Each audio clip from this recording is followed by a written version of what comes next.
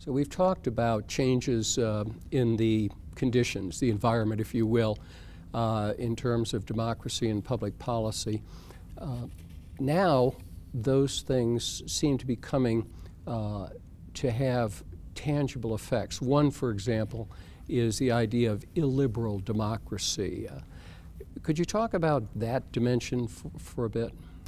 Well, you know, the thing that we have been watching is when you take this collapse in trust, when you take this now hierarchy of confidence in institutions, and the democratic ones are often at the bottom, and when you see this crisis in the media's credibility, its believability, and the rise of alternative medias that have alternative facts, it is coming to fruition with democracy in a real crisis. The thought that you mentioned, illiberal democracy, and that is that democracies, in particular, and there's a number of them that still hold elections regularly, and ascribe to we're a democratic country. Sometimes they even have it in their name. But in point of fact, many of those initial criteria that we talked about are absent. That is to say, the media is not free. It is increasingly under restrictions, or there is a growth of state media, or there's various alternatives that are being supported by the incumbent power structure.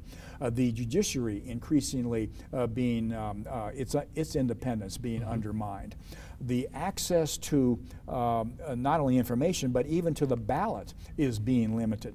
And so that we're watching democracy sort of morph into a faux democracy in which individual liberties and election alternatives are being tremendously constrained.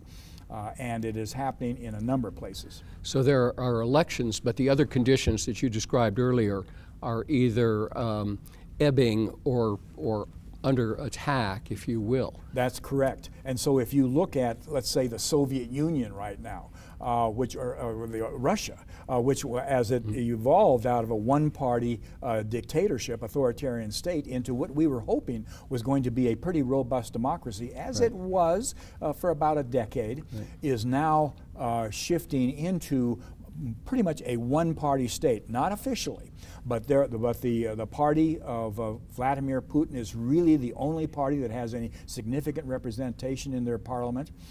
Their media is increasingly constrained. Their courts are by and large serving the interest of that one party. And to a large extent, while he is up next year, there is no doubt he is going to be reelected, and that his party is going to win the overwhelming majority in Parliament.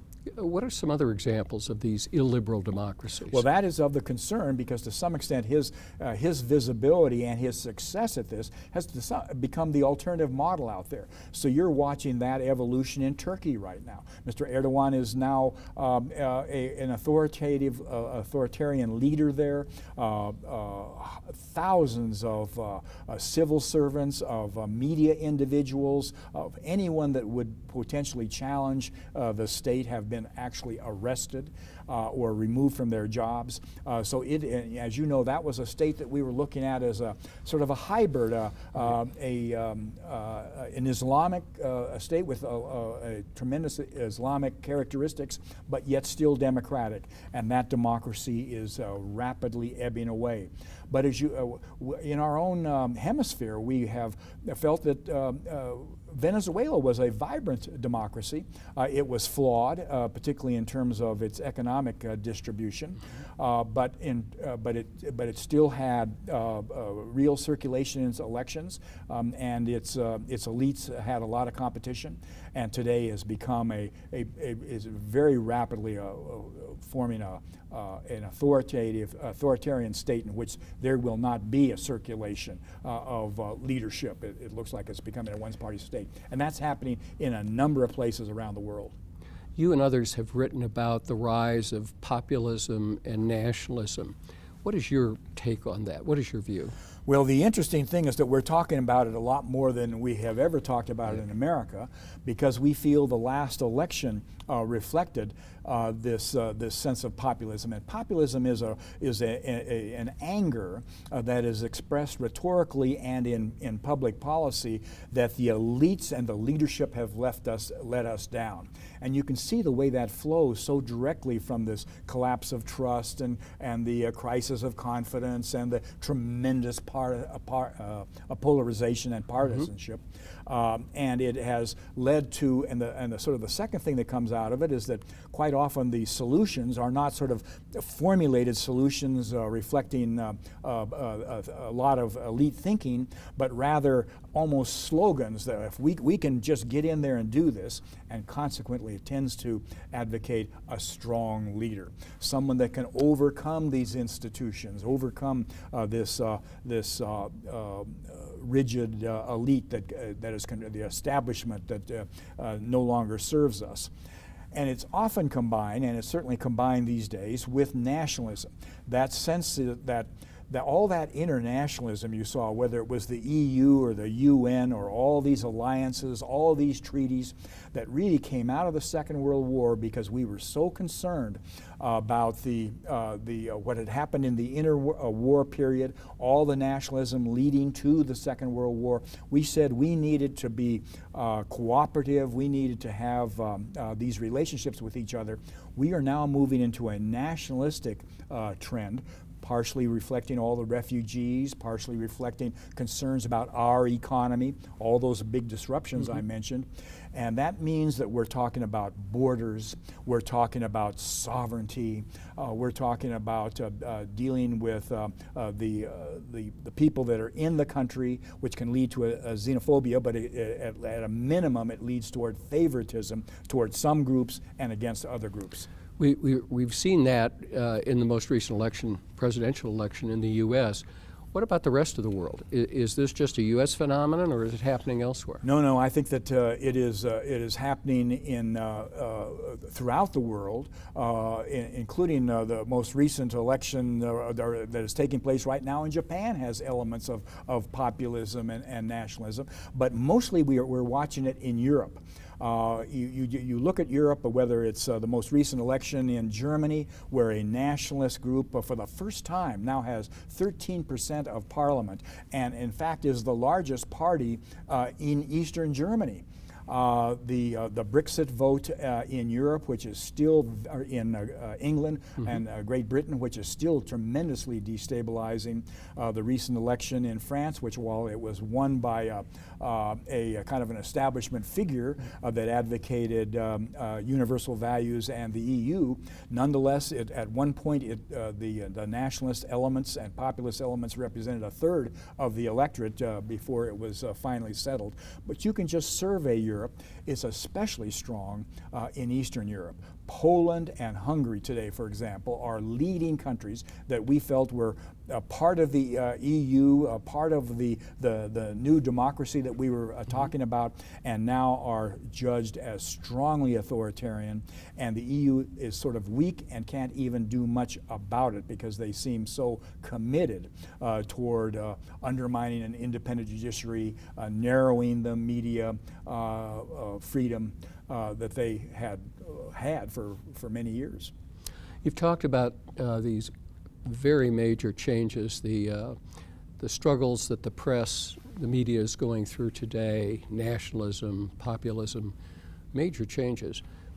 What is your view on the state of democracy in America today? How do you see the U.S. democracy at this point? Well, I think that as I give speeches on this topic, I get my biggest ovations related to defending a free press. In other words, I think what has happened in America is that we were taking it tremendously for granted. And that suddenly we recognize that even our robust democracy needs to be protected and supported. And frankly, I think it is reacting in a way that shows that it's still very strong. The judiciary has said no to some things that have come out of the administration and yes to others, but they are functioning well. The legislature, which is controlled by the presidential party, is in fact pretty much in gridlock, with a number of members asserting themselves and saying, no, I don't think that's a good idea. And in general, I think the legislature is acting appropriately and strongly. The states are. You see governors that are asserting themselves either in the courts, or they're saying, well, we're going to have, whether it's global warming or whether it's immigration, we're going to go in our own direction. And so our federalism, that part of our system, so separation of powers and federalism seem to be both working. And the one thing I'll say about the media is that they are investing more money, they are gathering audiences, their ratings are quite high among the major media. We look today to the New York Times and the Washington Post, or we look to CNN or MSNBC, but we're also looking to Fox and other outlets. And they are getting record viewership because I think that we are suddenly recognizing that there's something important going on in this country, and we better be conscious of it. You know, polling took criticism, particularly at the election, and although the polls, I talk about this to some extent, weren't wrong about who was going to win the popular vote in the last general election, presidential election. They were wrong in enough states that it made a difference and it distorted a lot of the commentary. But polling and the major organizations that support and promote polling, they are continuing. And so you will notice that there are polls at least every week. I'm talking major polls from the Wall Street Journal and NBC and the New York Times, et cetera, because they feel, number one, the public wants to know, but they also, I think, feel an obligation to be in a position to analyze intelligently the obvious changes that are coming from this populism and from this nationalism, and from the reaction to it, the resistance and the other groups that are engaged in this dialogue. We have never been, in my opinion, more democratically attuned than we are right now. Well, Floyd Cerulli, thank you so much for helping us examine our democracy and democracy in general. I hope you'll join us in the future for more engaging ideas that we bring from the Academy to the community. I'm Jim Grismer. Thank you for watching.